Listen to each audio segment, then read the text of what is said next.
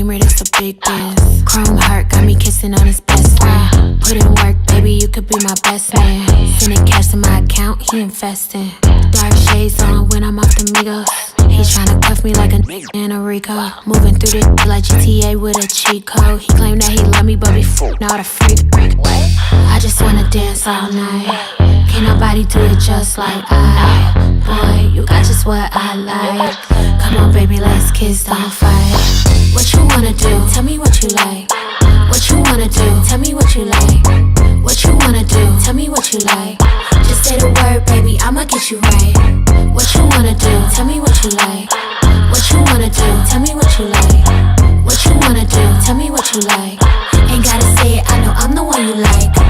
Ooh, damn, tell the DJ turn the beat up. Got a white boy who be singing like a Beatle. Claim she getting bread, but I heard she doing keto. I don't do drugs, I'ma smoke a little weedo. I can't chase a man for no paper. I just think it's sweet, I'ma show him now or later. I be getting money on the wake up. He a broke boy, tell that nigga get his cake up. Only with dope boys, they the ones who spinning paper, get your weight up. Told him send an Addy and to stay up. She's out here mad, told him assalamu alaikum. Who that 5'5", she don't even need no makeup. What you wanna do? Tell me what you like. What you wanna do? Tell me what you like. What you wanna do? Tell me what you like. Just say the word, baby, I'ma get you right. What you wanna do? Tell me what you like. What you wanna do? Tell me what you like. What you wanna do? Tell me what you like. Ain't gotta say it, I know I'm the one you like.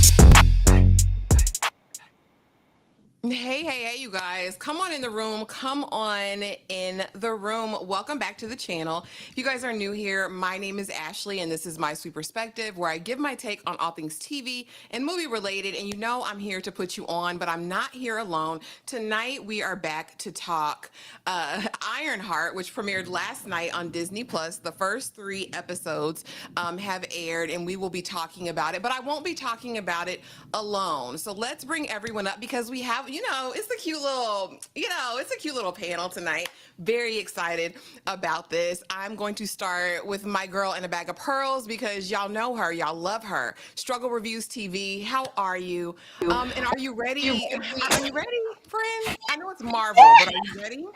Yeah. At a high pitch. Yeah, I'm ready. I am definitely ready. You know how I feel about Marvel, but that doesn't mean I'm not going to go over and support us and watch us when we're there. So I'm here for all things Riri Williams. Okay, amen. I take it. And y'all know him and love him as well. And he's been over here a couple times. Brandon over at Just My Opinion Reviews. Hey, B. Avery, how are you? How is your day? And are you ready to get into it? Hello, hello, hello. How are you all? Thank you for having me. It's always a pleasure to work with you and Tara, so I'm happy to be here. My day was pretty good. Got it was a pretty good day. Can't complain.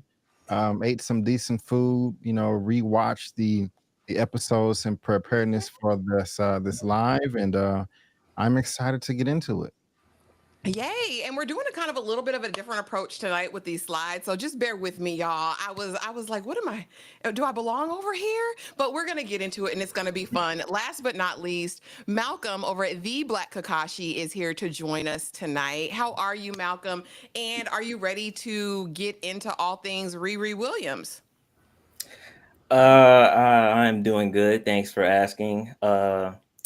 Yes, I'm very excited to talk about this show. But before we do, I just want to say thank you for inviting me because this is kind of special for me because just a year ago, I was watching you and Struggle Reviews cook Louis for 2 seasons straight on Interview with a Vampire. So it's kind of nice to finally be a part of one of y'all streams. Oh, awesome. It's so good to have you. We didn't even know you were watching those Interview with a Vampire lives. Lord have mercy.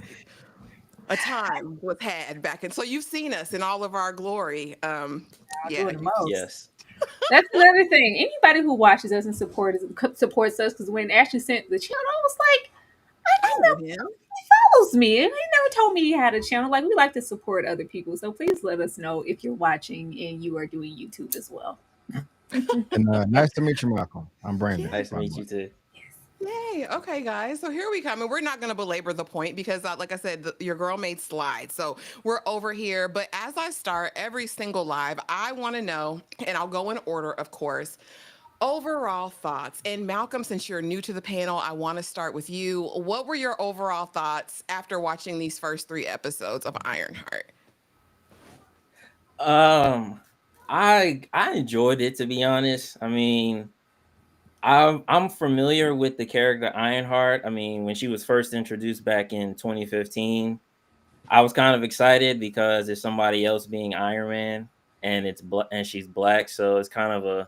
I mean, we do have War Machine, but it's kind of nice to see another person take up the mantle of the suits. But overall, I like the show. I mean, this after episode 3, I was kind of like really looking forward to what was in store. But I just want to point out something real quick. During the promotion of the show, they had a caption for it, and it said "The Hood comes to the MCU." So I kind of just thought that was really funny for them to promote that, considering how people are already backlashing the show. So just to have a Yeah. caption like that was pretty interesting. Wild work, wild work. Leave it to them though, and their campaigns. And again, people not probably putting together that Parker is the hood, and then the blackness of it all. But we'll get into all that a little bit later. B. Avery, overall thoughts after watching the first 3 episodes. Yeah, well, going in, my expectations were very low. I didn't have faith in the show. I wanted to, but just the lack of marketing and enthusiasm from so many sources, I just wasn't feeling it. And I knew nothing about Ironheart coming into this other than it's a recent comic, like 2016. I didn't know anything about the hood, so I just wasn't expecting much. But overall, I did like it. I said in my little reaction that I thought episode 1 was the weakest. I still feel that way, but that's not to say that it was bad. For me, the show got slightly better, as each episode came on. And we got a nice reveal or two in episode 3. Natalie is growing on me more and more.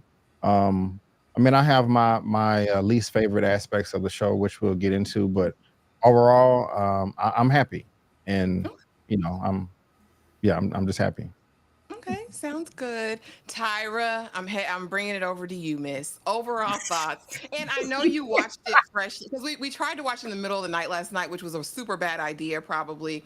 Mhm. But Tyra, I know you rewatched it today. So overall Yeah. thoughts after the rewatch.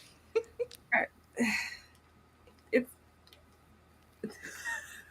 it's what I expected. You know how I feel about Marvel. It's safe, it's generic, it's black. Like I'm here for Riri. I'm here for the cast. I'm here for the diversity of it all, the basic level reasons that I'm sure a lot of us want to support who maybe aren't the biggest Marvel fans. It was a very slow start at the beginning. I don't like waiting to the very end of episode 3 to feel like I have something to look forward to narratively, but I'm just glad I have something. So I'm thinking that what I'm looking for or the pickup is more so in episode 4 and 5 situation where I want to be set episode 1 and be invested in everything that Riri has going on. And I cannot say I was. And I can't say that I still am. Okay, all right. Well, for me, it was the same. I was kind of bored, and like I said, we watched this in the wee hours of the morning, and I was very bored in the first episode, and I really, really, really wanted more. But by like probably middle of episode 2, when I rewatched it today, I was set. I was like, all right, let's see what this ragtag crew is gonna do in a heist situation. Let's see what Anthony Ramos is over here. And after I watched him today, Tyra, yes, big fine. I said, okay, he's back. I just needed to see him in another capacity. But no, in my episode 3, I was really into it. I was really excited to see Ezekiel, like the callback to Obadiah. He's one of my favorite villains in the MCU. So I was super like I was set. Honestly, I was like, "Who? He's not your friend, girl. Don't trust him, Riri. He is not your friend." But I mean, I'm excited to see what develops. And you know how I feel about representation. I do think it matters, especially in these types of spaces, because we want to see more of these types of stories. So I'm going to support it either way. But I thought it improved over those 3 episodes. Like I said, by the last episode that we saw, episode 3, I was in it to win it. And so, logline, of course, set after the events of Black Panther: Wakanda Forever, Marvel's television Ironheart pits technology against magic when Riri Williams, played by Dominique Thorne, a young genius inventor determined to make her mark on the world, returns to her hometown of Chicago. Now, Malcolm, you said that you're familiar with the comics, and I want to say when I was digging around online, she makes her appearance in the Invincible Iron Man in like 2015, 2016. What do you think about her storyline in the comics as it compares to what we've seen in the first 3 episodes here? Okay, so I want to reiterate that I haven't read her comics, but I knew that she made her debut in like 2015. Like, I didn't read her comics, but I was familiar with who she was, I should say. So I guess I'm not really well known with her character. So sorry for rewording that so weird. Oh, no, that's fine. I was just curious. Now, Brandon, you said this was your first time hearing of Ironheart as well, right?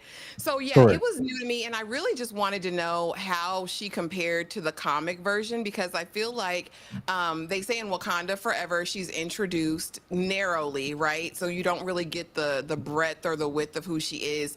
And here, it seems like she's very one-track minded. She's really focused on this suit and not much else. I really wanted her to come stronger morally in the first episode. Like, I really wanted to know like her real why. I think they're slowly revealing I'll give that you that. around Natalie and her stepdad, but I don't know. That's probably like my biggest gripe is I really wanted to know.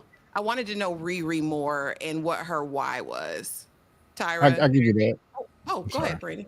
Oh, go ahead, No, Brandon. You're my fault. I don't want to mess up the flow. My fault. Go ahead. No, you're No, fine. Go ahead. Oh, okay. Yeah, I heard somebody else say that about our character, that they thought she was selfish, and I kind of see where she's coming from. But I just like her drive and her tenacity.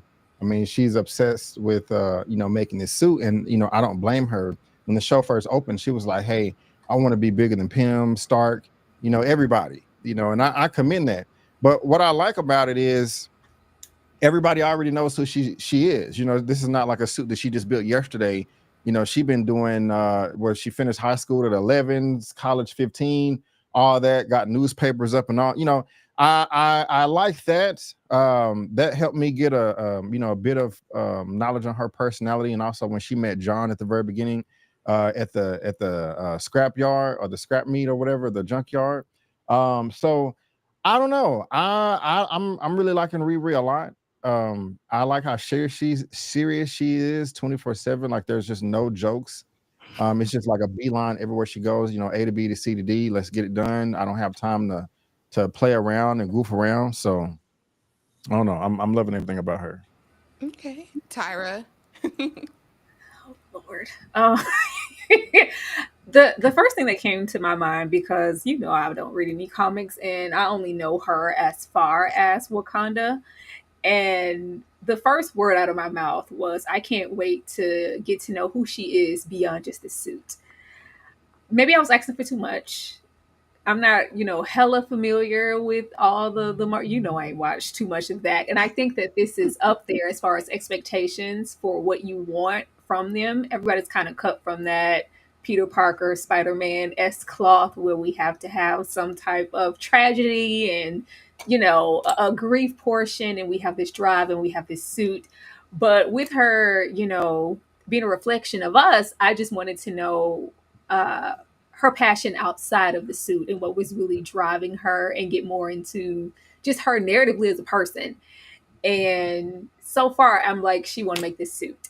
She wants to be successful. She's brilliant, but it's all just very surface level. But I'm not sure because I don't watch a whole lot of Marvel. So I'm like, is this good for Marvel, or is this just okay in general? Is this like the most that they've given all of the characters as far as arcs and backstory? It's just all kind of formulaic. So I just wanted to know, outside of her being a Black girl, what was going to make her different from Tony Stark in the suit, because we know all about that. Like, why do you want to do this suit? And if that is that, then who are you narratively? as a woman, as a person, as a young girl. And then when we do have the question of, well, why do you want to make this suit? And she just keeps reiterating, because I can. Because I can. And I get that, but I just want a little bit more, because we know that, and I know that that's an extension of the stepdad and the Gary, because we have him say that to her as well in the show.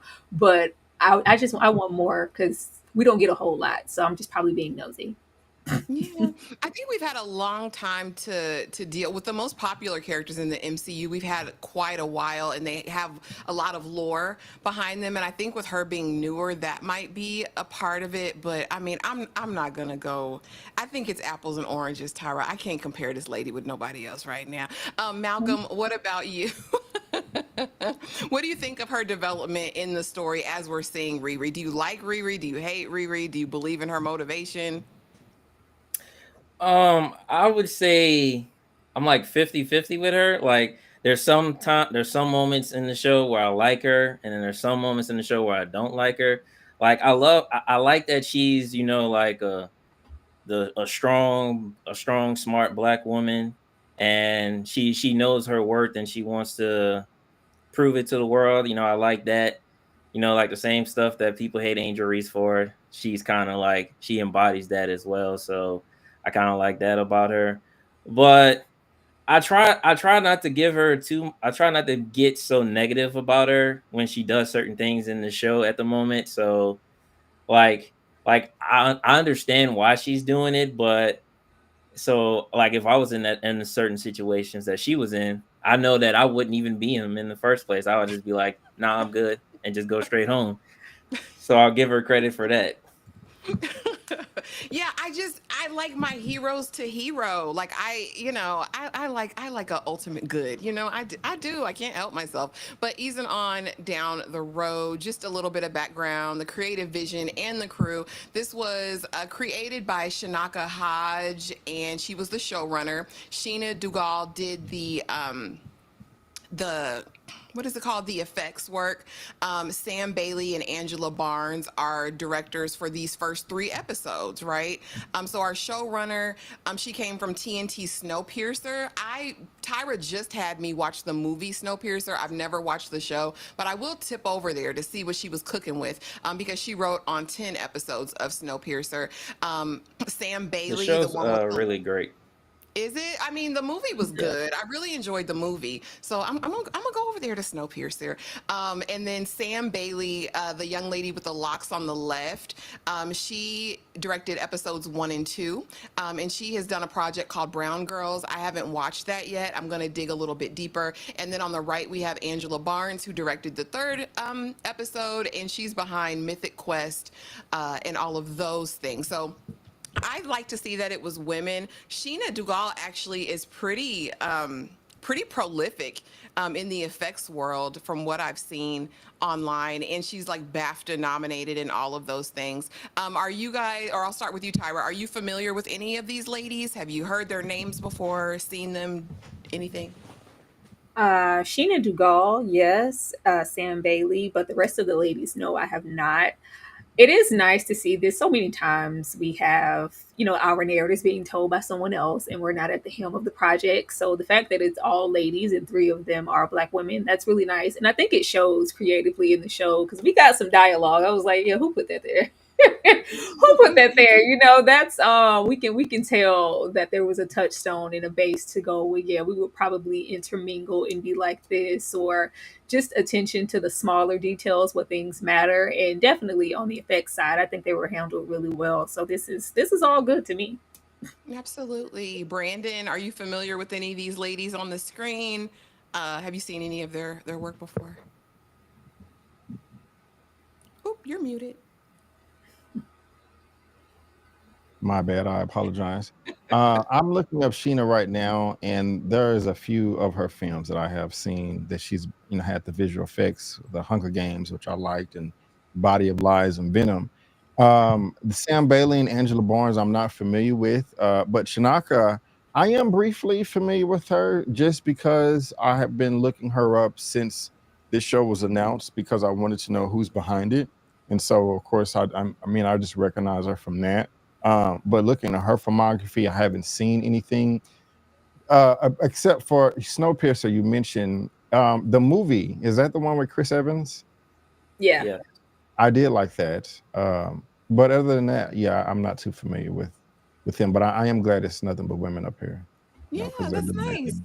It's interesting over there. Mhm. And Malcolm, are you familiar with any of these ladies? Do you know any of their work? I just found out Chinaka was on Def Poetry Jam. I said I'm gonna have to go back and check her out. She was a spoken word poet, I guess, before she got into screenwriting. Well, I wouldn't say I'm familiar with any of them, but I didn't know that Chinaka Hodge was a part of the TNT show Snowpiercer, and I watched all the seasons of that, and I really love it. It's a very underrated show in my opinion. It's really good, but besides that, that's all I know. Just Snowpiercer.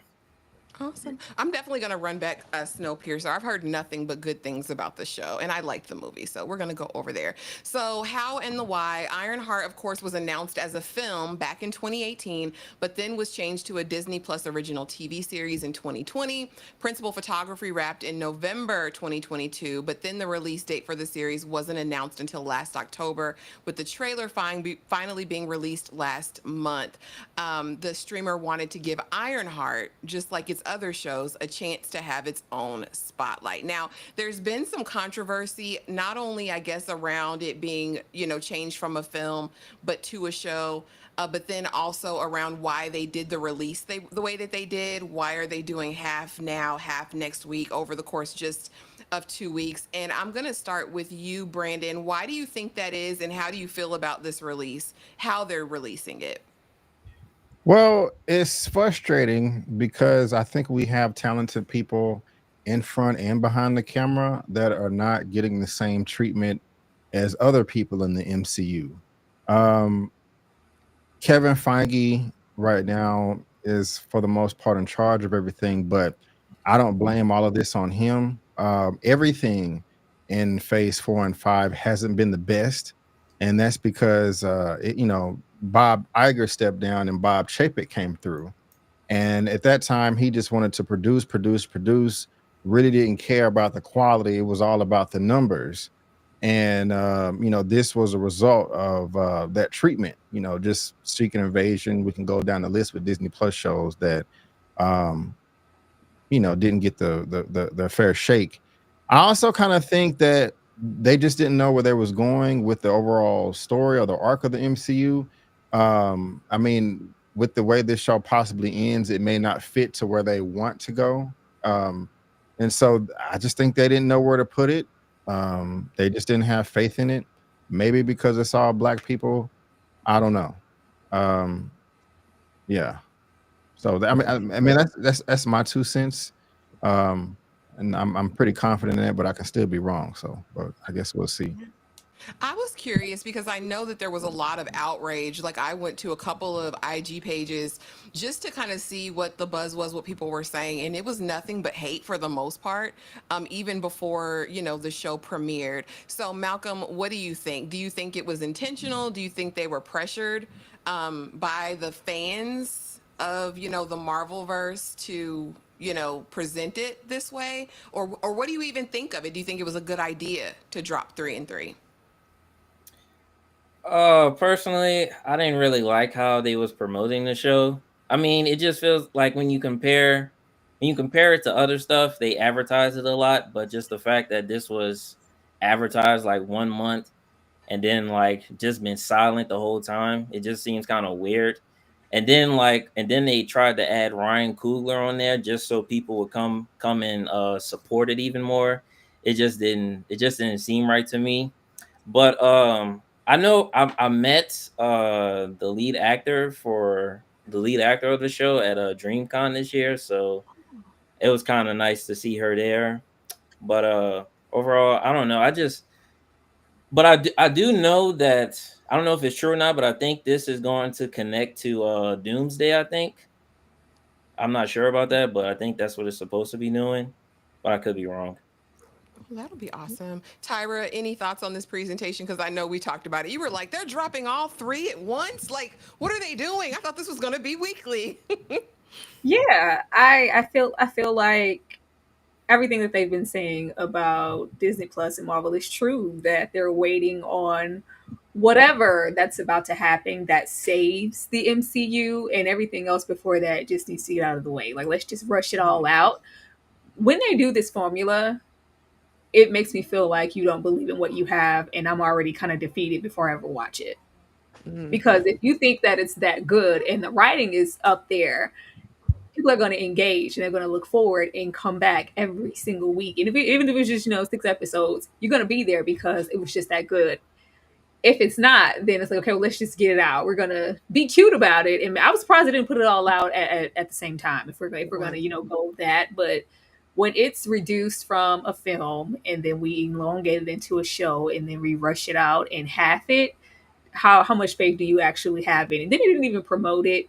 It's like the little show that could. It's not even really having two legs to stand on, and that's really a disadvantage to everybody who worked on the project or cared to wait until however long. Because if it was a film, then I'm sure this was supposed to be rolled out not too late after the Wakanda situation, because that's where we all met her and where there would be hype around, intrigue to know more about her character to support a movie in the first place.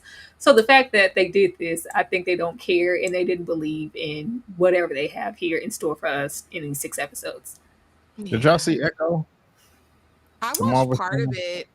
I like Kingpin, so I was over there a little bit Okay. with her. I like Indigenous Bay over there. I thought she did good. I don't know, but it lost my interest about halfway through it, so I I can't yeah, give a fair assessment. they really. I think they released all five at once. With Oh. that one, that's why I mentioned that's all. Yeah, well, she was, I guess an underserved population as well. But I like Kingpin wherever he is, and I didn't think she was a bad character at all. But they like to do what they like to do. So now we're gonna go through the characters, and then we'll kind of briefly touch on what actually happened. Because although it was 3 episodes, the story was pretty, succinct in that respect. But I did want to kind of just comment on the comics versus the show presentation for just kind of our main characters. And I want to start right here with Riri. So in the comics, she again debuted in Invincible Iron Man as a 15-year-old Chicago prodigy who reversed engineered a Mark 51 Iron Man suit after her best friend Natalie and stepdad were unalived, we know, in a drive-by. Tony Stark is her AI and he mentors her, right? In the show, we see Natalia is her AI. She's engineered her best friend's consciousness, and that's who really is her conscience, because Riri, in and of herself, doesn't really seem to have one.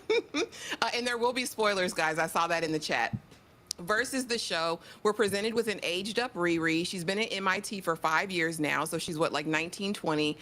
She's a sophomore. She still is not out of MIT because she's been selling papers, selling technology, helping people cheat basically. So we see her get expelled and she gets back to the south side of Chicago. And again, instead of her Stark AI, she has Natalie, which is her interface. Like I said, that's kind of like the angel on her shoulder. I'm going to start with you, Malcolm. What do you think of the presentation, again, of her in the show? And what do you think about them removing Tony Stark as her AI? It would have been nice if Robert Downey could have just done a voice. I don't know. I kind of would have been here for that, but I do like Natalie. So what do you think of that, Malcolm? I actually forgot that Tony Stark was her AI in the comics, so I can kind of see why they didn't put Robert Downey Jr. in it, because he would clearly take attention away from her, because they would be like, I just want to hear Robert Downey Jr. talk to her for 6 episodes straight. So I can kind of see why they took her away. But I actually like Natalie a little bit. I mean, it's I like that she cloned her best friend accidentally, and see, so she's basically just spending time with her without unintentionally. So I kind of like that. It'll kind of help her grief a little bit, get over her grief and move on. So I kind of like that. But I like the switch around. Okay, cool. Tyra, what do you think about it, knowing this now that Tony Stark was supposed to be her AI? Would it have served her storyline? And what do you think of her now being aged up? She's almost 20. She didn't finish MIT. She got expelled. And now she's back home, again, focused on this suit. I mean, it would have been nice to see and hear Tony have that connection and kind of like a passing of the torch moment, but we would have definitely been focused on Robert Downey Jr. and counting every second till, even if we were just hearing him because he's the Iron Man. So that would have definitely taken the focus off of Riri. Um, the aging of her is interesting when we have 15 and 19 because it seems like they didn't know which way to kind of go with her in the show. Because at moments she does very much so give 14, 15-year-old, and then at other times is giving 21. But they kind of go up and down with that. The MIT situation, are you asking how I feel about her not finishing school and we kind of being disbanded? I didn't like that. I didn't like that because that was my first question. I was like, baby, you're brilliant. Why can't you do both? Us kind of having that slippery slope of diving into a life of crime. And I don't want us to lean too much into the stereotypes just because we have a black girl here. Like, we already have her family dying in a drive-by. We already, like, come on. And then it's just like, well, I'm so brilliant that I really just don't have time. Like, let me just do what I need to do. Let me just soak this up, build my robot, keep it real cute. I could do that in a minute. Like, it's a waste of my time. Okay, well, why don't you just do it?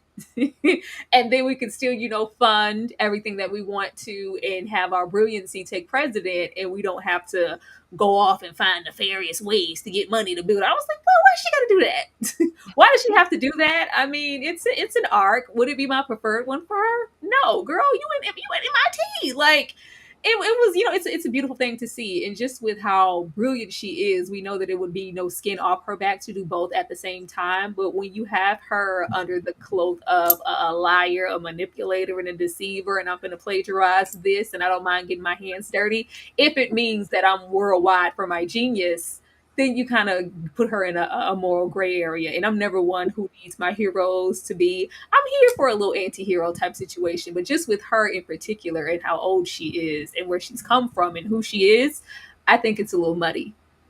Yeah.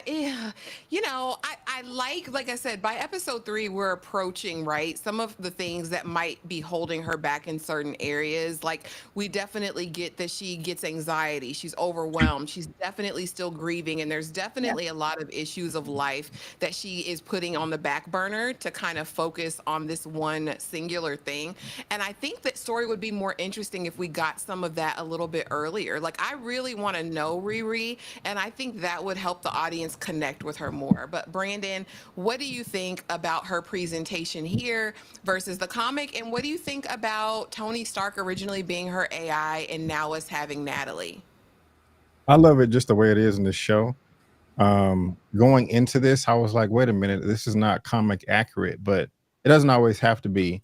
This, and I don't want to just say that, a 15-year-old, is not as believable, but I mean, I just like that she's aged up a bit, 19 years old, or at least started at MIT that way.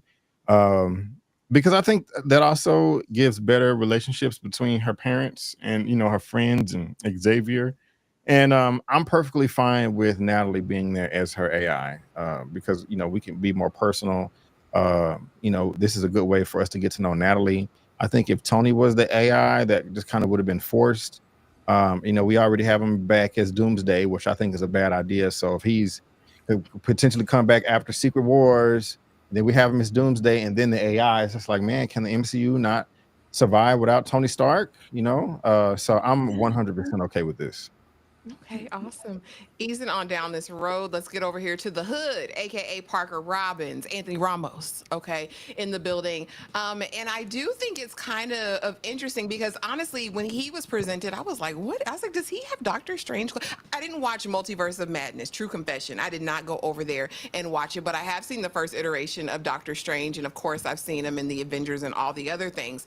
But I was like, did he steal his clothes? I was like, that's what it looks like to me. But apparently, in the comic book, he's a thief that kills Nasanti Demon, stealing a cloak and boots that channel Dormammu and Mephisto level magic, right? So that's why this cloak is so important and what it does. In the show, he's been replanted in Chicago as a smooth criminal boss, assembling a tech-boosted crew, keeps the demon cloak secret until episode 3's botched heist, where we finally see its invisibility and teleportation tricks. I want to know from you, Tyra, what did you think of Parker Robbins? Were you immediately on edge? edge when he approaches a Riri and we see kind of this ragtag team of, heisters? It's very obvious what he wants and who this is. I really, let me his there the clearly the main arc and I guess villainy will, or the standoff if you will, it'll be between these two. So I like the switch up in the change of route of, oh my god, I never would have guessed it.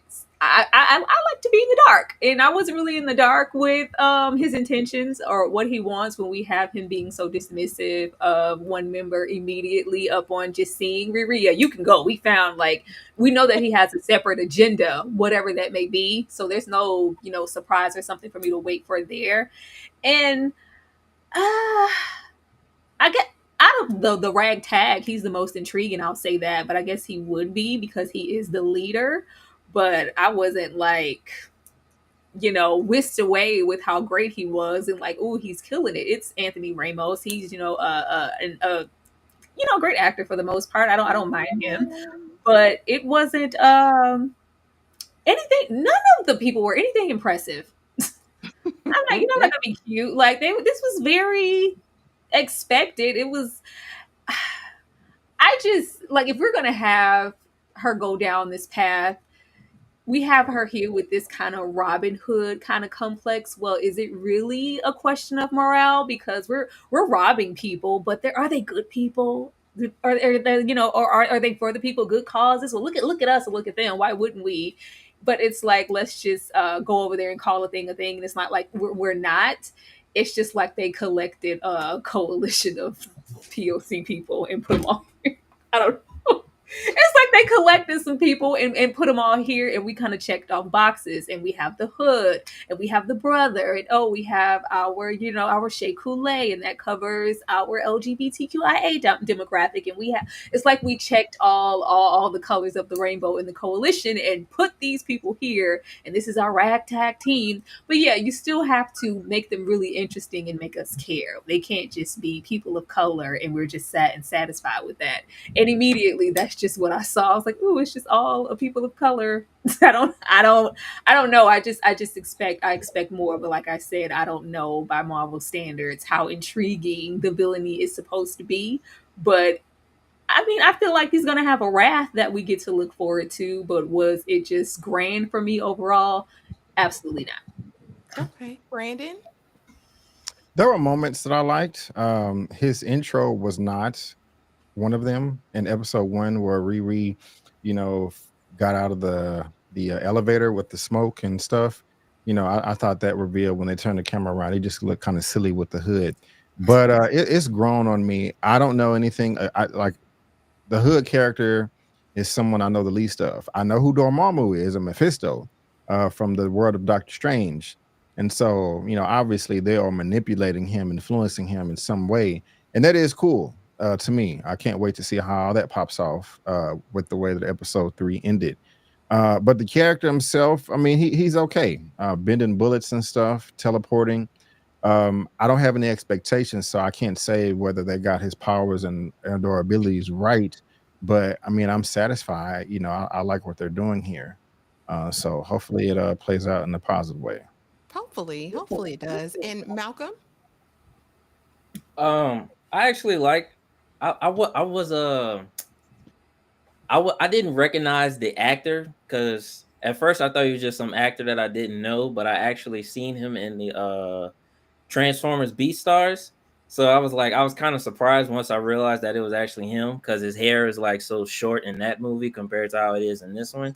So it was very nice to see a familiar actor besides the brother John, cousin John.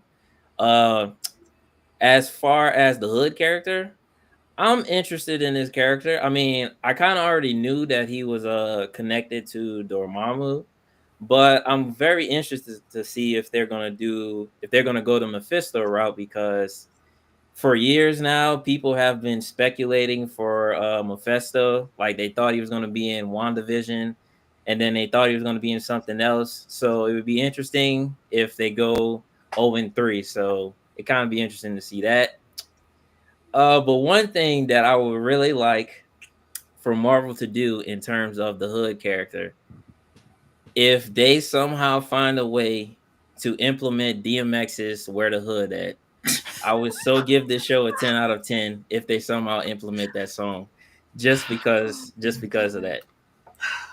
They got a cute coin. They could get it. I'm sure they could. They could get it. And this is just honorable mention because I really loved her mom. Like she was super minor. She didn't have much screen time, but I think Ronnie was a beautiful representation of a mother who loves their child.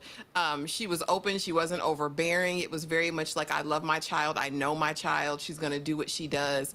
And kind of understanding the grief that she was sitting with. I just really, really enjoyed her. If you guys want to say something, you can, but it's not required. Anybody can go if you want to speak on her. I just want to say I like her too, and it was cool when she met the AI Natalie and they had their moment. I did like that. I liked her overall. She was cool. No, she was I like her great. character. Yeah, Sorry. she was great. I first of all, I love me some Cree Summer. So anytime we could have a circle that Cree Summer, then I'm happy. But as far as motherly representation, Black motherly representation, they take us up and through there a lot. And they could have easily went the stereotypical route and made her a negative Nancy and made her turn up the moment she saw that she was expelled. But you really see that she's really invested in not only her daughter but her brilliance as well, and she's still motherly and still making a way even though it's clearly just her. I think that's really, really great, and it's positive to see Irani instead of what we typically get to see all the time. And I gotta say, well said, Tara. But when she said, "Oh my gosh, can you make one of Gary?" and Riri was like, "Nah, I can't do that," I was like, "Oh my gosh, that's I felt something." I was like, "Man, you can't get mad at her for asking. You can't get mad at her for saying no either." That was tough. You had to throw that out there. It was. I wonder why she did that, because she really could. Like, you could though. Really? Girl, I thought. I think Riri could. If she did it once, she could do it again, right? I think it was an accident. All right. I think it was an accident. She could do it again. I bet you she could replicate it. But leading on over here to Joe McGillicuddy, aka Ezekiel Stane. This one I have my eye on. I can't lie. I've got my eye on him because his daddy was, like I said, my favorite villain. And so I'm really, really interested to see what he's gonna do. He first appeared in the Order, genius arms dealer obsessed with outdoing Tony Stark biologically augments himself. In the show, he's introduced as a friendly junkyard supplier, Joe. Twist reveals he's Obadiah Stane's son, hiding from his dad's legacy. I don't want to be anything like my father, because the S.H.I.E.L.D. people made you believe that, this is not what happened, but he was really trying to kill Tony Stark when he died. And so we kind of get all of that thrown at us in the matter of like a minute or two, and then it's on to the next. I have my eye on Mr. Zeke. I think he's up to no good. I believe he's a ne'er-do-well. Malcolm, what do you think of this introduction, and what do you think of him? I enjoyed his character. I like the interaction. This is actually my favorite, chemistry. Like, I like him and Riri on screen together. For whatever reason, I think they feed off each other. But Malcolm, what do you think of Joe, aka Ezekiel? I like his character. He gives off a good dynamic with Riri, and I actually like that. Not saying that they're trying to do an interracial relationship with her, so I'm not throwing that out there. But one thing that I would really like to see from Joe is if he can do the same thing his dad did. If you're familiar with the iconic line, Tony Stark built this thing in a cave with a box of scraps. I would love to see him say the same thing for Riri, just like Riri Williams built this thing in the Shy with a box of scraps. So I would like to hear that. But he was I'm 50-50 with him. I trust him for right now, but after hearing that that's his dad, you gotta be watching him now. And the fact that he blackmailed Riri after she warned him not to because she had a killer robot suit. So I kind of just think that's interesting that he still did that besides after threatening her. So I think it's kind of interesting. Yeah, for sure. Brandon, what do you think of Joe? What I would like to see from Joe is him put his foot down and strangle the hell out of Heather, his neighbor, that willingly has her dog pooping on this lawn. The audacity, like, man, if you don't football punt that dog into the heavens, he does need to, I don't know, at least hit her with a water balloon or something. But I do like the callback. I didn't expect that at all. I'm like, oh yeah, Obadiah Stane, and I did like Obadiah as well as a villain. I'm not. I don't blame you as far as like you got to keep your eye on him, but he hasn't done anything, right now for me not to trust him. And I also have to think that Riri did come to him. He was chilling, making his stacks every once in a while on the black market, and she came knocking on his door, blackmailing him. But it is kind of cool, their relationship. She has the resources now. She has a place to, do her thing and spread her wings like a peacock. So, but Joe, he cool overall. I like him. Okay. Dane, are you happy now? Damn. Thank you for the $2 super chat, Dane. One with Kang in 2022, not Doom. Okay, we read your little message, Dane. Thank you. Play with Dane and his super chats now. Look, you. he gonna get the $2. Thank you, Ashley. I had to look up who his dad, like who his daddy is. I heard them mention it. I don't know nothing about them people. They haven't really. Okay, I will say this. For how I feel about the hood, and from the little bit that I do know about it, is that he is controlled and he's kind of infected. So there could be an offset from that, and him realizing the error of his ways, and him not being the ultimate villain that we would like him to be in the series. And this could be our unexpected.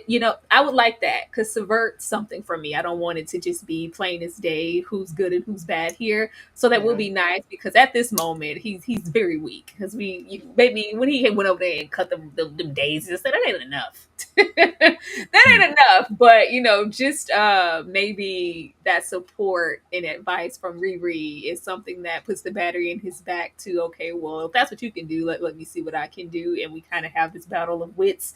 That would be nice, instead of it just being the ultimate the hood or die type situation. That would be nice. But as far as what we've gotten so far, I do like the chemistry that they have together. It is one of the better relationships in the show, even though we haven't gotten as much. And if he is a villain, that would be really, really great, because I think they need something to shake up the story. I do too. We need a little bit. We need a little bit. And then of course we have Slug. And again, this is just a mention. In the comic, his name nods to a 1970s Kingpin-esque crime lord, but this version is brand new. In the show, of course, he's a Chicago drag queen turned hacktivist who cracks corporate servers for Parker's crew. Think Miss Robot with better lashes, is what the people say on the online. Like I said, I don't know him. I don't know him to like him or not. I feel like everybody in this crew is very bendy morally, and they're all just about a cute coin and nothing really else. So I don't have too much for him. Any of you guys want to comment on Slug's character at all before I ease on down the road? No. I'm just like you. I mean, he's smart. That's cool. I kind of like the toot line. I think that was in episode 1, and seems a bit overconfident. But I don't know. I don't really care for any of the crew except for John. So. Oh, okay. Yeah, the crew is they're ragtag. Tyra, what? If we're not going to give the crew any room to breathe, like, just let them be background. Don't play in our face with a diversity hire. Or, as much as I love Shea Coulee, and I am a huge fan of Drag Race and everything that she's accomplished, I'm happy to see her here. But I was like, oh, we don't need, Slug sashaying through it's a cute look, but none of these characters really have any depth. And I feel like with these episodes pretty much being an hour, we have time to give them something other than us getting the rag tag. Oh, you're a hacker. You're, the pyrotechnic, kind of really brief breakdown of everybody. And then what does it mean, so much after that. But these things matter when we have like life and death situations of the episode 3 and the gas of it all. we want to care whether Slug and whoever else makes it out, and I cannot say that I care at all. Yeah, and that's what Riri said. She's like, "Are we Ocean's 11 or are we Sopranos?" And I don't think you're either, because I mean, we've seen it done before with these heists and these capers, and everybody else has done it better. But again, this is just a show. They're throwing this in as they have 6 episodes. So I'm just, Malcolm, did you want to say anything on Slug before I ease on down the road here? No. Okay. Nope, He said I'm good. no, absolutely.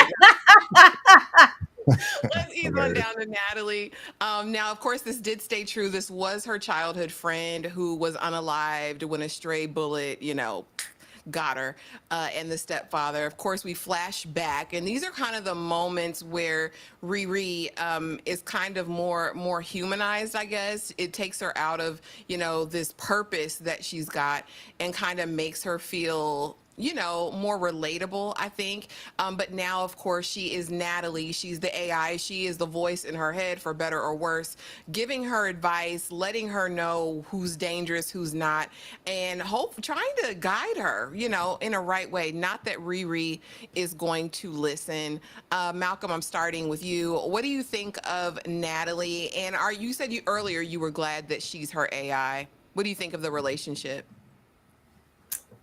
Yeah, I'm liking the relationship with her and Riri so far.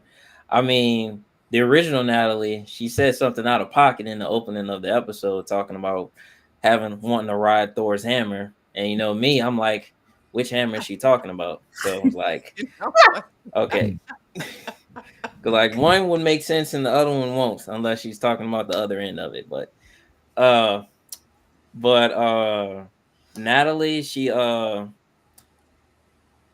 has the same personality as the real Natalie, so there's really nothing to like Yes. dislike about her. So I'm kind of liking how their relationship is so far. Awesome. Tyra?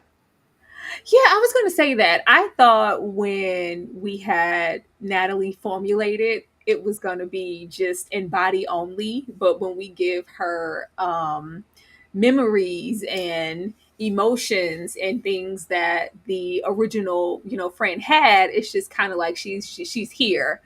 And I was like, oh, I thought that, which I still think that AI Natalie is a vessel for her to deal with, what she's been blocking out, this grief and this trauma, and to really get some closure there.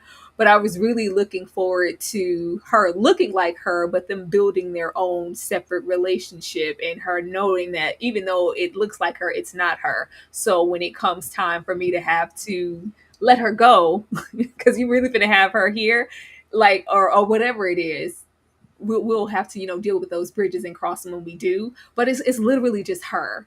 It's her. She knows everything. She pretty much remembers everything. When we had her kind of stopping her tracks at the sight of a gun, I was like, well, hell, it's her. It's pretty much her. So I'm thinking that they're going to switch from whatever I thought in the story, and it's not going to be so much just the grief and her building this new friendship with something or an AI that looks like her, but it's not. It's going to be more so, is this robot or the machine or whatever, the suit, my sole ambition as far as what I have to offer to the world mentally, as with my brilliancy, or is this a vessel? Is this something that I can give to people? Like Brandon said when she told mom, like, yeah, I don't even know how I did that. I can't make another one. Like, but could you? Or even when she had the conversation with I don't want to call him white boy. Yeah, Joe. With Joe, Stane, Ezekiel situation. And it was like, let's just say someone did invent that could still give me closure, as well as the notoriety that I want for my brilliance and wealth and all those things too. I can still make my stake on the world, because the suit is very much so an extension of like a Tony Stark, but this would just be her. And I think that would give her some individuality that I don't feel like she has just yet, with her being kind of, at sometimes, kind of copy and paste. I agree. And Eugene, thank you so much for that. Neuro-autonomous technical assistant and laboratory intelligence entity is what Natalie stands for. Someone in the chat had asked about that. Yeah, and even when we were on Joe, I meant to kind of say that he seems like he's got all of these ideas as far as, bionic parts, or parts that you could augment your humanity, basically, to, preserve people, to extend their lives, to do all of these great things. But when she presents this to him, this idea in theory, theory that she's already done by happenstance. He's like, it would meld your brain. So I'm really curious if there's going to be any repercussions after the fact because of this accident. Brandon, what do you think of Natalie and where we're at, and where do you think we're going to go with her? I didn't like Natalie in the first episode. I just thought she was too much from the opening. Just too much. Just I want to be happy, and she was annoying in the garage. And then her intro at the end of AI, like, who did you think you was, bitch? I mean, that was just super cringe to me. But in episode 2 and beyond, I loved her. I thought she was great. I mean, it was a complete 180. I love how she would keep Riri in check. Hey, I can help you. Why are you not using me to my fullest ability? I can be your friend. I can be your mentor. I can be your AI. You don't need to be doing this. You need to be doing that. I got you. I loved it. So episode 1, it was not the best, but episode 2, she came through. Natalie grew on me towards the ending of episode 3 as well. I was like, this is a choice. And finally, the last character that I wanted to talk about before we get into the actual episodes was, of course, H.R. John, who in the show, Manny Montana plays this character, and he's his right hand, the recruiter, and also the enforcer who likes to play with knives, apparently. In the comics, John King is Parker's cousin and getaway driver, and he briefly joins the gang there. But here we know that he's feisty. All about Parker. And I was confused at first, I must say. I was like, is this a familial type of care and concern, like a brother? I mean, I'm just saying, it was very territorial. Like when old girl stole the suit and he slammed her head on the thing, like, sir, like, what? I'm really worried about you. I can't keep tatting you up. Now, don't get me wrong, Manny Montana, fine. I've seen him over there in Good Girls. I've seen him over there. I like his voice. I like all that. But he was a little bit wild style over here. He did not have any problems putting his hands on a woman, definitely from the Slapaho tribe. But Brandon, I'm going to start with you. What do you think of John? What do you think of him over here? I love John from the very beginning. Even when he met Riri at the junkyard and he, gave her the money to pay for the scraps, he was just a smooth talker, presenting himself well, and was just straight up and to the point. And I liked him. He had swag, he had charisma. I'm not saying that I would like to hang out with the guy, but I would give him a nod, like, if I saw him out, just like, okay, that guy there. Now I have a personal code as far as just me never putting my hands on a woman, unless I'm in danger myself. However, you're asking for it. If you break into somebody's safe, it is a safe. Like, you don't do that on accident, okay? It's not a locked closet. It's a safe. And to break into someone's safe and then just prance around as if, you just took a straw out the drawer, a ketchup packet. I mean, I don't know. I mean, you was just kind of asking for it, to be honest with you. But his relationship with the hood, with Parker, I thought was pretty dope as well. Just like, hey man, you can't, this is crazy. I'm not gonna stick around while you're killing yourself like this. This is, HR John, perfect name. Like, hey, we need to back out of this job. We do not have the intel. We don't. I haven't done the research. I like him. I do. He was a pretty decent character. He was the best character in the team, in my opinion. Yeah. Malcolm, what say you? What'd you think of John? And is he from the Slapaho tribe? Because I mean, he have a problem in laying hands on nary woman that he came across. Honestly, I agree. I'm not mad at him for doing it. I mean, I thought it was pretty funny, to be honest. I mean, I haven't seen somebody get hit that hard on the table since Batman did it to Heath Ledger in The Dark Knight. So I thought that was pretty funny. I mean, I don't support hitting women, but she had it coming. I like John. I like John. He was my favorite one of the group. I just want to clear up. I'm not saying she deserved it. Okay, we know, Brandon. I want to clear that up real quick. I'm not saying that, but at the same time, you don't poke the bear either. Right. I like John. He was my favorite one of the whole crew. I mean, I'm familiar with Manny Montana. I mean, I'm a gamer. I've seen him in the video game LA Noire. I've seen him in Power. And to be honest, I think he should stop. He should stop being in illegal activities because he keeps getting turned into a pack every time. So I think he needs to stop it. Oh, poor John. Tyra, did you like Girl, John? Joan was the best thing in the show, baby. Alongside with Riri, Joan was the best thing. The best thing that Marvel could do for me as a non-Marvel watcher is slap a hoe. I think there's a lacking of slapping a hoe when it comes to Marvel. There's Right. always this fake sense of safety. It's like, how far are we going to go? Oh, are we really going to lose Riri? Is anybody really in jeopardy of being hurt? Because no, it's our Black Girl Magic and it's the in CU, and nobody's really going to let. No, I'm laying hands and feet. Yeah, when he had that situation with Riri in the lab, the fighting, putting the pyrotechnic chick on the table, I'm here for it. Come, let's go. Like, let's really dive into that lack of morale and you being a bad guy. It's always like, oh, I'm a bad guy. I'm here for all of this, but I'm not going to do that. I don't, no, this is a bad guy. Let him be a bad guy. Like, I hate that that safe, that fine line that Marvel walks with. Well, we're gonna do this, but this is where we draw the line. Like, no, I love when it feels like I will cut you, I will hurt you, and it's a crime that we have this. Oh, my mother wasn't there for me, so now I like to play with knives, and he's maybe a good like. We didn't get to see that. We didn't get to see that part of him be in action because it was just so much of him just kind of being kind of in the background when we were on these missions, but I was looking forward to seeing, how good his aim was, and if we were going to go over there into, some, I like them DC, the boys type streets, but it's just let's not be like, well, we can't lay hands on little Riri, and we can't. No, lay hands, please, do it more often.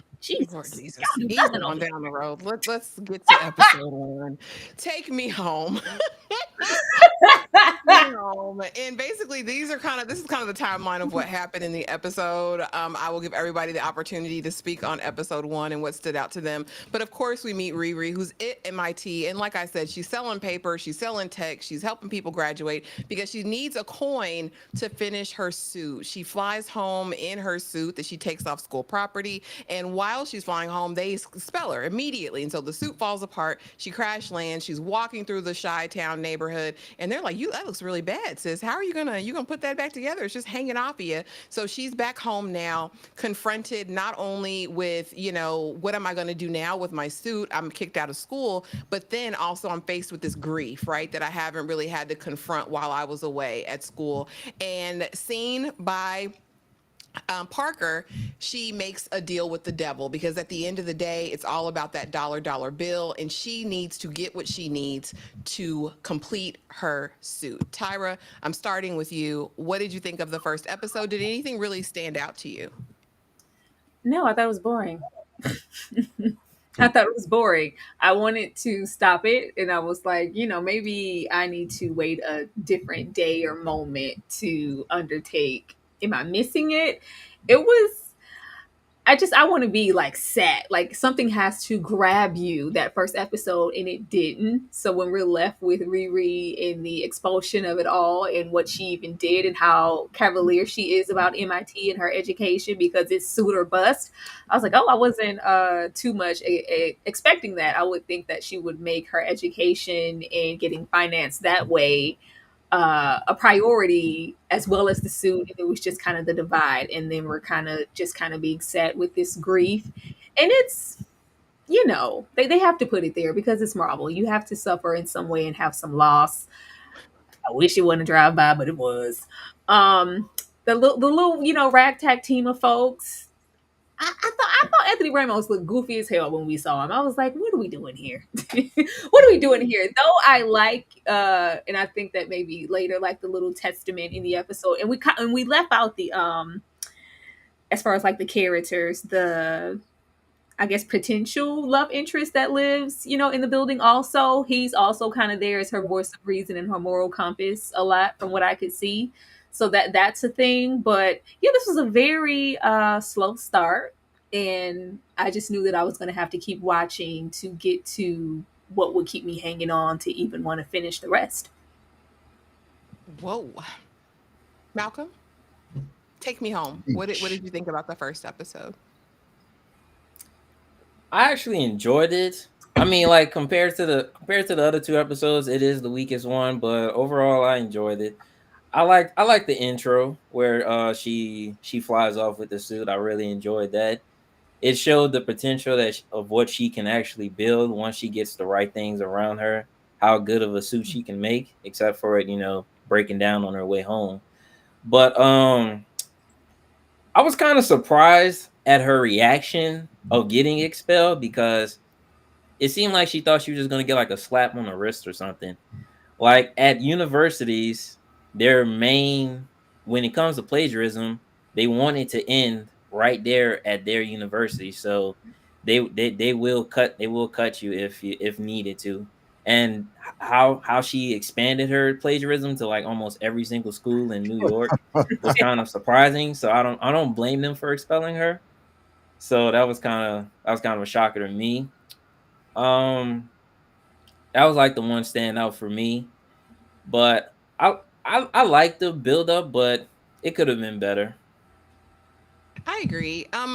Well, I don't know if I cared for the buildup too much because even in that first conversation, I was like, "Oh, are we gonna get deep immediately?" When she's talking to, I don't know if it was the dean or whoever, but she was basically, we don't play that, Riri. I championed for you and people who look like you to be able to take advantage of this opportunity, and you've really just squandered it.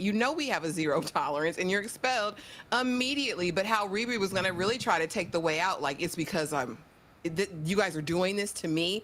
Baby, you've been here 5 years, Riri. What are you doing with your life? Brandon, first episode, any standout moments for you? And what did you think of it? Yeah, like I said, it was the weakest, but it just wasn't horrible. I can say when we got the first introduction of the Hood's team, Parker's team, and they were trying to um, rob that house, that mansion, and the security guy, or what was the name, Rockstar, or Rampage. Rampage. Rampage, I Mhm. hated him. I mean, it's just like, why are you being so goofy and silly when you're in the middle of this mission? I just hate, comedy like that. It was really annoying. I didn't like the junkyard guy. I think his name, I forgot his name as well, but he was just really goofy, in the shop, and that was just annoying to me. I wasn't a fan of the title cards. Like when she crashed from MIT back in Chicago and hit the pavement, it said Ironheart on the ground. I thought that was corny. However, I know we're just talking about episode one. In the future episodes, it grew on me. Episode two, it was a street sign, and episode three, I forgot. It was in the money when they were shooting up the money and stuff, which we'll talk about. So that grew on me. But in episode one, I was just like, okay, this is silly. And I talked about how I didn't like the intro of Natalie at the end. But what stood out to me in a positive though was the intro. They did a very good job of explaining how she has a suit in Chicago. She got expelled. She built it herself with her grant money. It's broken. And so that made sense to me. I like the fact that the Iron Man suit has been around since the 2008. And there was a line that said everybody is obsessed with this suit, but nobody can do it. Nobody can replicate it. I mean, this is like top of the line technology with arc reactors. And after all these years, Riri is the only person that's come remotely close to duplicating that technology. So I just thought that was dope, and just kind of just shot her up as far as like accolades on how smart she is compared to everybody else. And the conversation that she was having with the black lady in the dean's office when Riri was trying to monologue, like, oh, I want to do this, I want to do that. You guys want me to be small. Why? She's like, Riri, you know what I'm saying? Who asked you to be small? You wasted money, you plagiarized in the whole state of Massachusetts. Like, come on now. I mean, I work hard to get people like you, black women, in here, and you effing up. I love that conversation. I was like, and this was the beginning. So I'm like, all right, we got another powerful start right here. You know. So I mean, overall, I liked it. That was a standout moment for me, and yeah. Yeah. Yeah. The only thing again, and I did like the elevator scene as well, Steph. I see you. But again, I just don't understand. I mean, money is your full motivation, and you're willing to do anything for it at any cost. With you're the smartest woman in the world, right, or in the U.S. And you didn't do any fact finding mission. You didn't dig any deeper to vet this criminal that you're going to be working with. I just, but hey, I got you. I got you. but let's She's ease on down the road. desperate, Whisper. If I whisper it, it sounds sweeter, Tyra. Episode 2. Will the real Natalie please stand up? Of course, we have the ghost in the machine. The gang's all here, and a new friend. So we get here. We discover that our bestie is in the suit, and like I said, is really our proverbial conscience or that angel on our shoulder that's kind of giving us wisdom, advice. Girl, don't go over there. You don't even know these people. What are you thinking about? But Riri, being strong-minded, is going to do the same. I think episode 2 is where we get to see Riri's mom, Ronnie, have a conversation with Natalie and really kind of see the degree at which her daughter, is moving in this world, which I thought was really, really nice.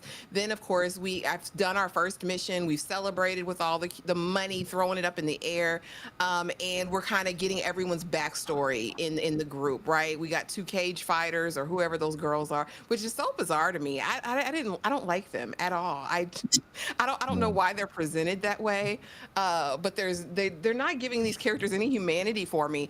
Even Slug, I'm like, oh, okay. I didn't even the Pyro girl, like this crew, I could care less about, unfortunately. And then finally, we're trying to scavenge. We've gone on the black market. We've tried to reach out to Rampage. He's not answering his phone, but Joe appears, and I need to get some bionic equipment.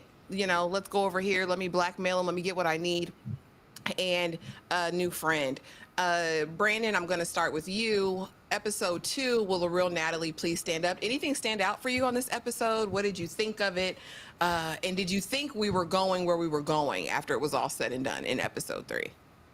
Yeah, I can say yes to that.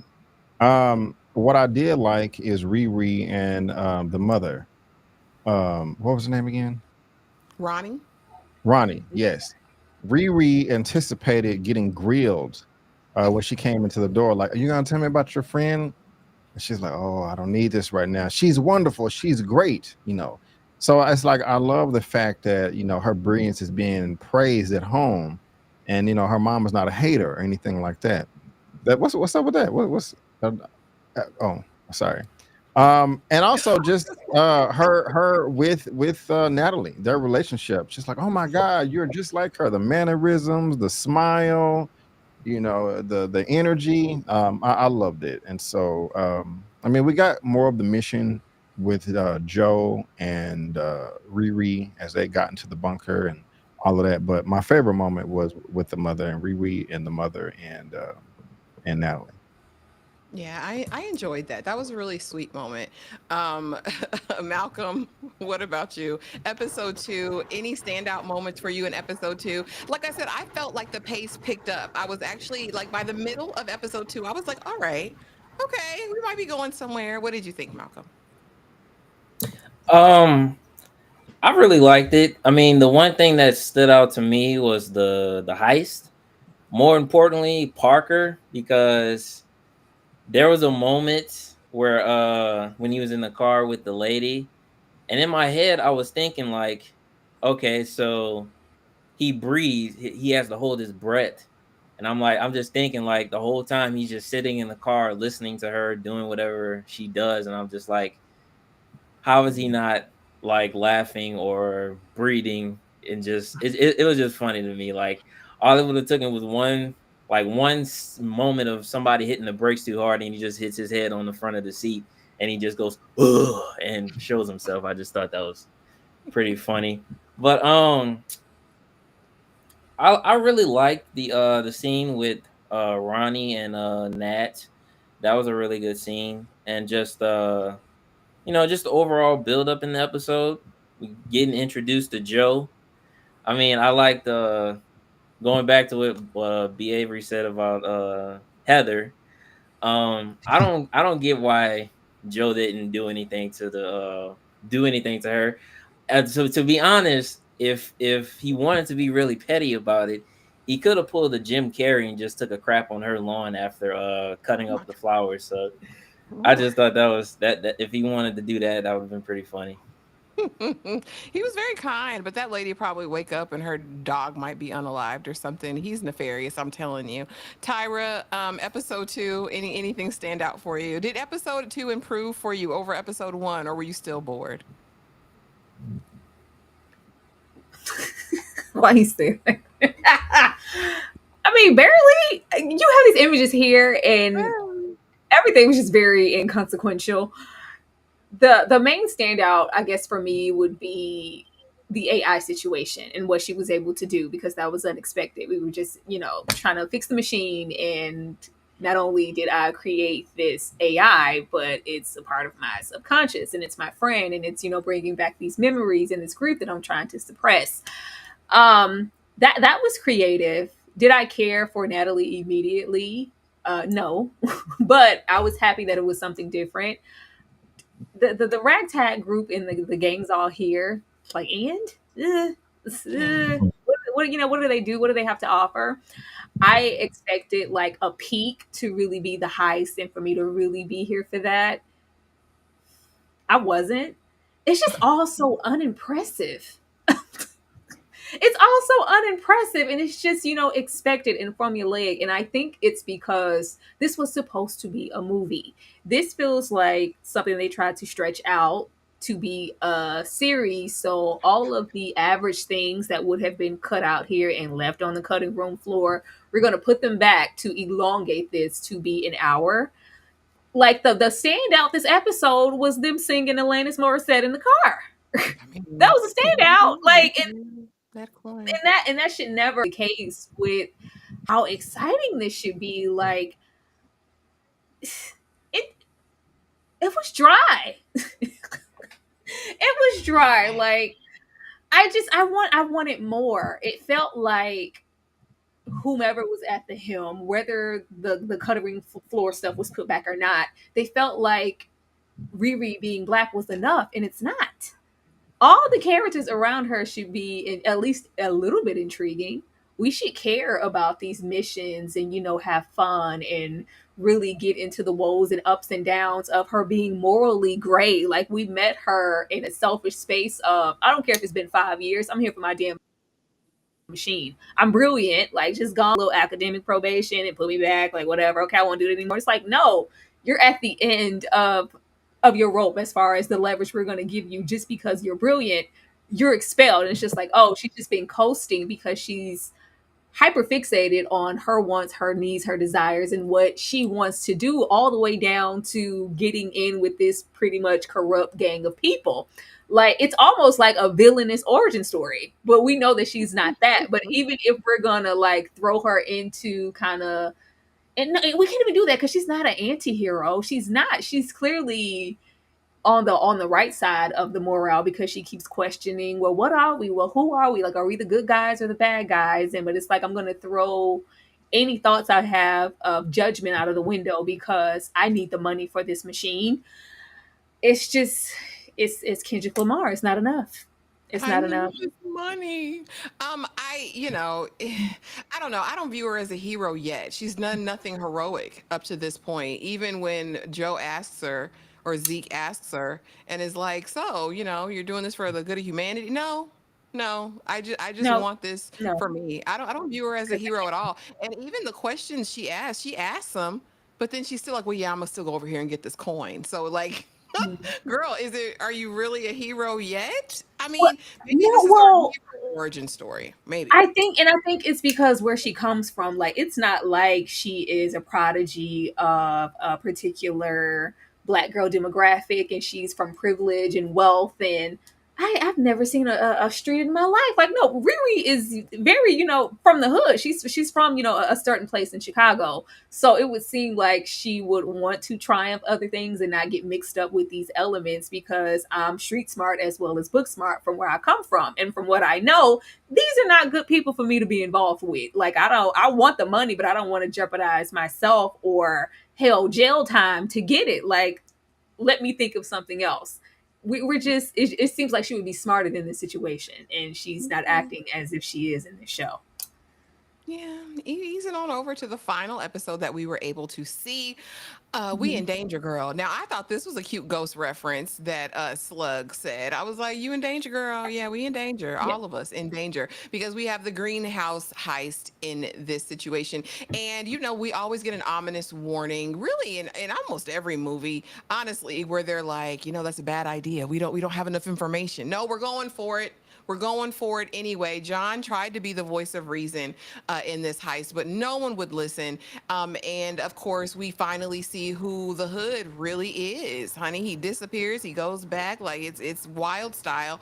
And also, as Riri is trying to help Joe, we discover that he is Obadiah Stane's son, Ezekiel. And I'm just, like I said, I'm here to say it now. That is not your friend. Again, Riri has Natalie commanding the suit while she's in there trying to get a piece of this cape so that she can run it through Joe's little secret spectrometer, or whatever the machine is, to see what it's made of. Because when she asks or presses the hood, he's like, it's magic. Magic is what people say when they don't understand the science of it. But he's like, no, it's legitimately magic. And I think he knows because it's having a literal impact on his body. I think the pyrotechnics girl called it scales, but it looks like veins to me. It looks like he's turning into poison ivy or like a big infection. We'll definitely see what happens with him. But Tyra, I'll go ahead and start with you for this one. We in danger, girl. What did you think about episode 3? We're gonna get you over with. We're just gonna get Tyra out the way real quick. What did you think? Did anything stand out about the episode? I mean, it finally picked up. If that's what you want to hear, it finally picked up here. It only took 3 episodes, but it finally picked up for me here to where at least my ears perked up. Like, okay, I'm invested enough to sit up and want to know what's going on, and I'm not, haphazardly watching while simultaneously scrolling on my phone. It picked up here. It picked up a whole lot for me here. I really wish that with the ragtag with Riri for who I would like for her to be, it's like, well, I thought we were doing X, Y, and Z and we were the good guys. Like, you, girl, you knew these weren't the damn good guys. But it was iffy when we have the police and everybody come and she's like, well, yeah, well, we don't know if he did that or not. He could, like, girl. we know exactly what the hood did and how him and the cousin are moving around and what happened to that man and these loose ends. But we still, go ahead and go through with the mission. I did that. This time I was invested in the heist and things that were going on, and Riri kind of manipulating the situation in the suit in her favor, and us kind of using Natalie properly. I feel like they really ingratiated her by that point, and it wasn't hyper. Yes, bitch, woo, girl, yeah. Like they found the soft spot to land with her to where it's just enough, and she's really fulfilling a purpose to where she's acting like, well, I don't really need you here and I can't wait to subdue or erase you. Like, no, I need you here in this capacity as a savior and also just as my friend and not just my iffy moral compass person. Um, I like that she got into a scuffle here. Like, let's go. Come on. Come on.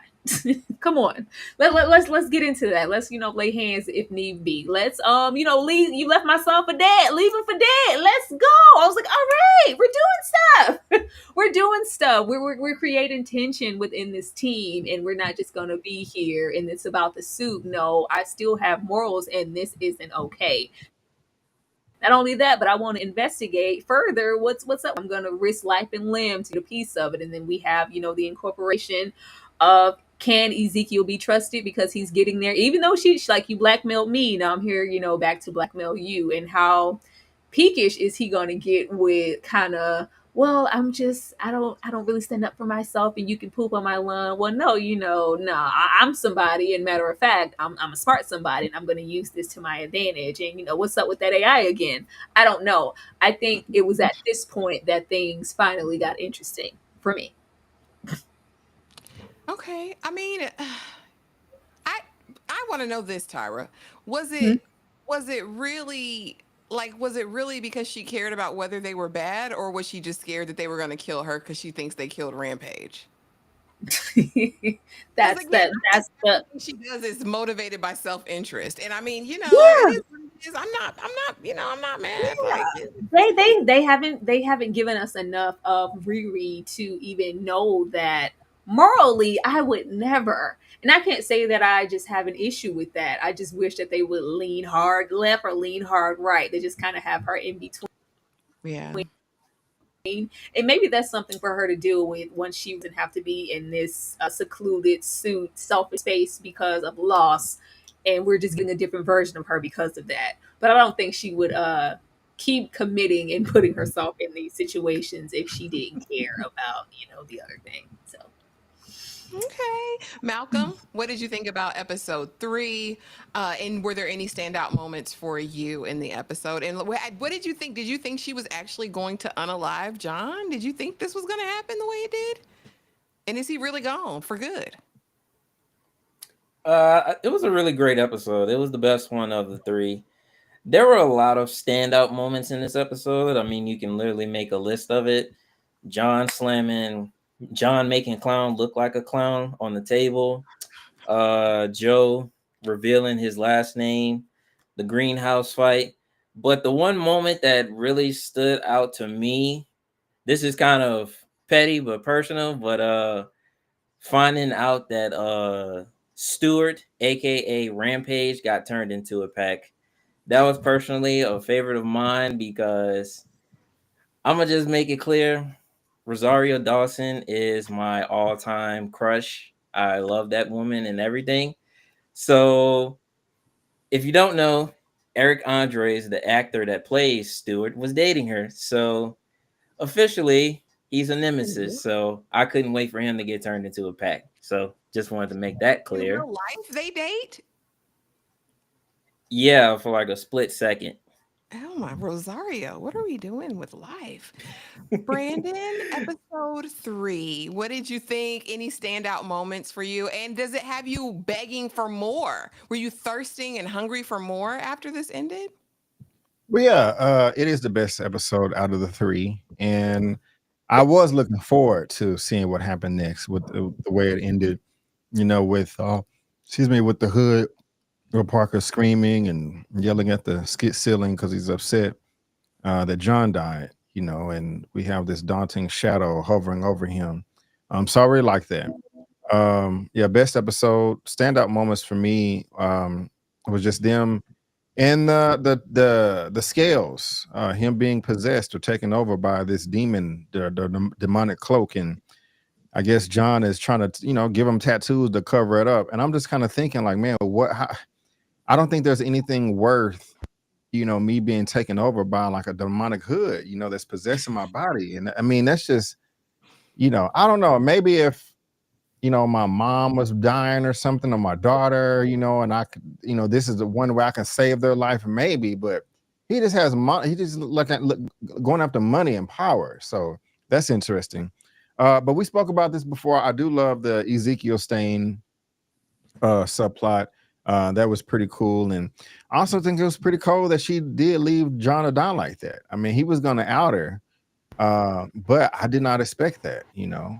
I thought he was going to be a character that's going to be around for a while, but I think he's dead. I think he's out of there. And so Oh that's man. I wasn't expecting that.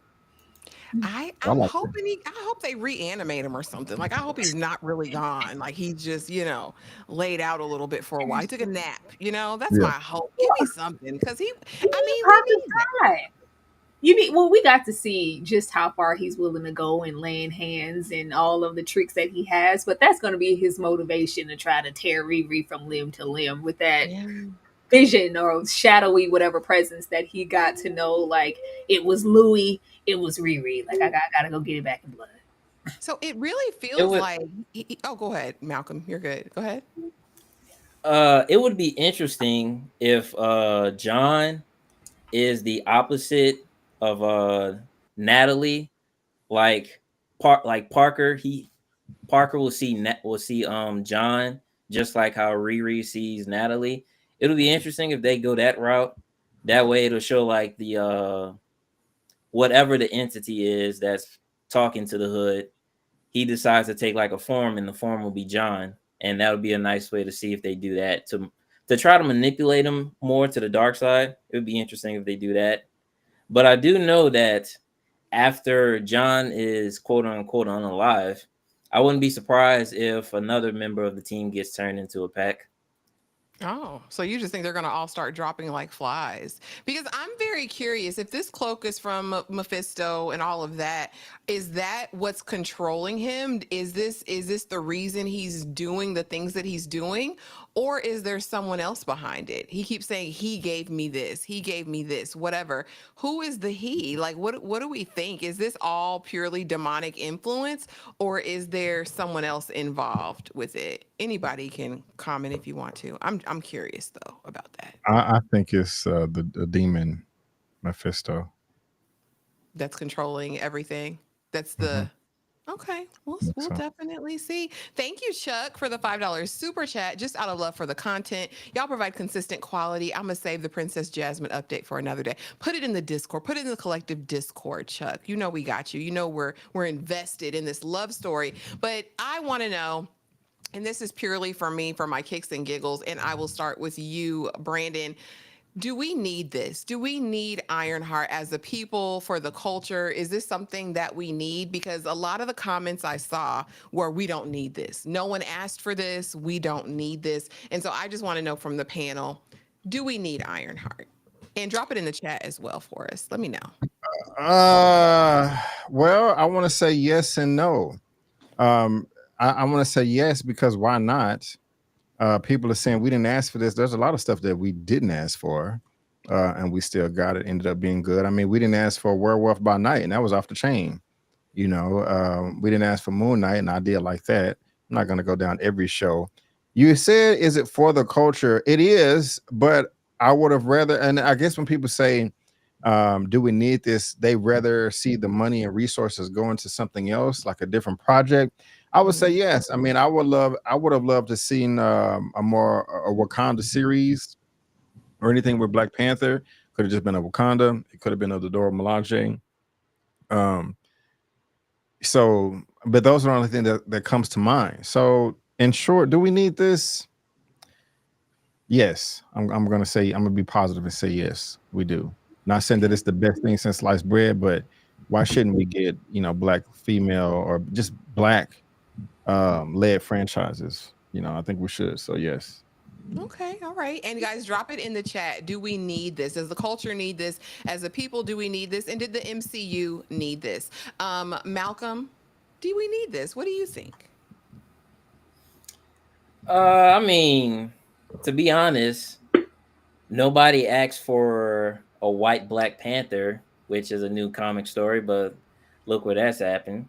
So, yeah, I think we needed it, but at the same time, it's like, if you like it, you like it. If you don't like it.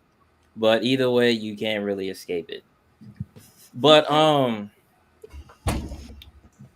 I agree with what B Avery said about like the door. I'm sorry, I can't say that. Doja Milani, or what, the women of Wakanda. I'll just say that. I agree that they could have had a show because I feel like after that movie, The Woman King with Viola Davis and all of the other women, I think they should have I think they should have made a show after that movie came out because that was really good. But I'm not against it, but I'm for it, I should say. I'm really excited to see what happens after the show. Maybe they'll I don't know. I'm looking forward to it. Okay. All right. Tyra? Hell yeah. Yeah.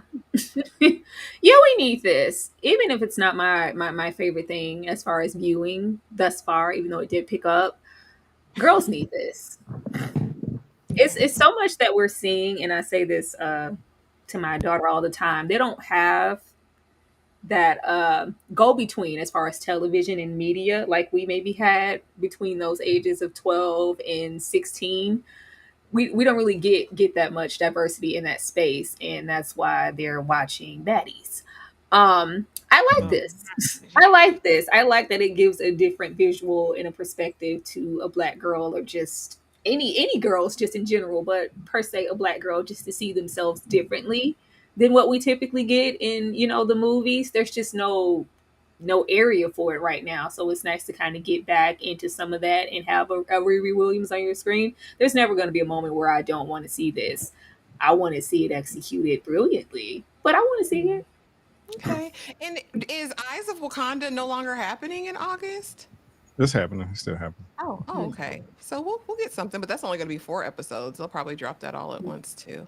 And then finally, predictions. And I just want to know, will they subvert expectations? Malcolm, I'll start with you. Any predictions for the other half of the series? Well, I mean, one of the trailers kind of spoiled one of the expectations, being the magic side. Like, I didn't like that they revealed that in one of the trailers that Riri's suit's gonna have magic on it. So I kind of didn't like that. That would have been a nice little twist to have. But prediction wise, I would like to see. Huh.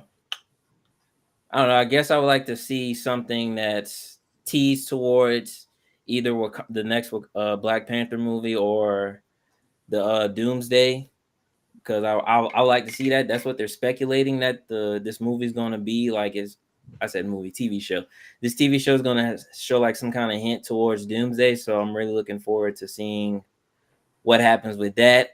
And also, I would like to see if they're finally going to beat the Mephisto allegations, because like I said, people have been saying Mephisto for like almost 10 years now. They said it in WandaVision. They said it in Doctor Strange Multiverse of Madness. I would like to see it. Oh, and Agatha all along. So I would kind of like to see them finally put the Mephisto theories and speculations to bed. Okay. All right. B. Avery. I predict they're going to stick the landing. Okay, so that's it. He said, "I just know that they're gonna seal it home. It's gonna be great when we wrap it up." Okay, I'll take that. And finally, Tyra, any predictions? Are they gonna subvert expectations, or is this gonna be predictable? What do you think? They have no choice. It can only go up from here. Um, Yeah. I feel like it has to go up. Like, I really feel like this was a movie and they stretched it out, and that's why maybe my patience were thin with those 2 episodes, because don't play my face. But there is somewhere to go here, and I feel like they're holding back certain things that'll be like, okay, they have to. Please don't be that predictable. They have to be holding back certain things that is like, oh, I really didn't expect them to go in this direction. Like when we have something pop out, like Riri, catch a body in that last episode. Even though y'all said she didn't actually, maybe she could have opened the door, she didn't. So as far as I'm concerned, she caught that body. They have to. I think it's only up from here. Now, will it subvert my expectations? I don't know, because I guess they're high at this point from from what I'm constantly looking for. But I just hope it's really good, and it's something that I do want to maybe go back and revisit and watch, and it gives Riri some staying power versus, okay, we got that out the way. Let's move on to them other MCU properties. Okay. All righty. Well, y'all, that was Ironheart, episodes 1 through 3, as far as I wanted to talk about it. And so I want to give each of you guys the floor to let the people know what you have going and let them know where they can find you. Malcolm, I will start with you. Just want to say thanks for having me on this discussion board. I really enjoyed it. What I have on my channel, I discuss anime and sometimes gaming. Recently uploaded a video talking about Expedition 33, so if you're a gamer, you should check that out. Next video I'm working on is related to the GOAT Vegeta. So, and you can follow me on all social medias with the name Malcolm Joestar. That's MALCOLM and then Joestar. And that's all I have. Awesome. Thank you so much for being here. We appreciate you for accepting the invitation. Brandon or B. Avery over at Just My Opinion. What's going on? Let the people know. Yeah, again, thanks for having me as well, Ashley. It's always a pleasure, and always, of course, lovely to work with Tyra. And Malcolm, it was nice meeting you as well. I look forward to doing this again in the future, hopefully. So thank you. Behavior over here. I just give my opinion on movies, television, all that good stuff. I talk about a lot of black people stuff, black content, but I try to cover everything. Like I just saw Megan last night. I got a F1 review coming as well, and so I like the blockbusters. I used to be in the indie films a lot too, and kind of stepped away from that. But I'm thinking about coming back. I do like a Wes Anderson movie. He has his own unique brush to make things, and yeah. So I mean, if you like a lot of stuff in the mainstream, or people that look like me, I'll probably have an opinion on it. So come through, subscribe, follow, all that good stuff. Awesome. Thank you so much for being here. And finally, Tyra over at Struggle Reviews Oh, TV. yes, What's going on, sir. friend? What's going You on, gonna put me friend? up here? Girl, you know what's going on. We will be back in 20 minutes to talk about 28 years later. So please stay up and join us for that.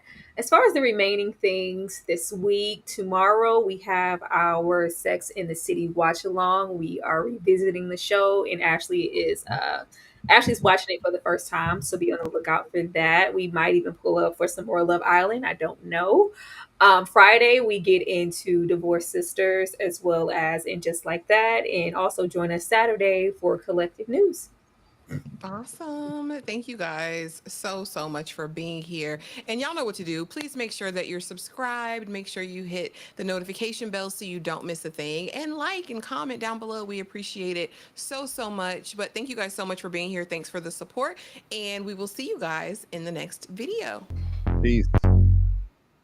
Better be ready to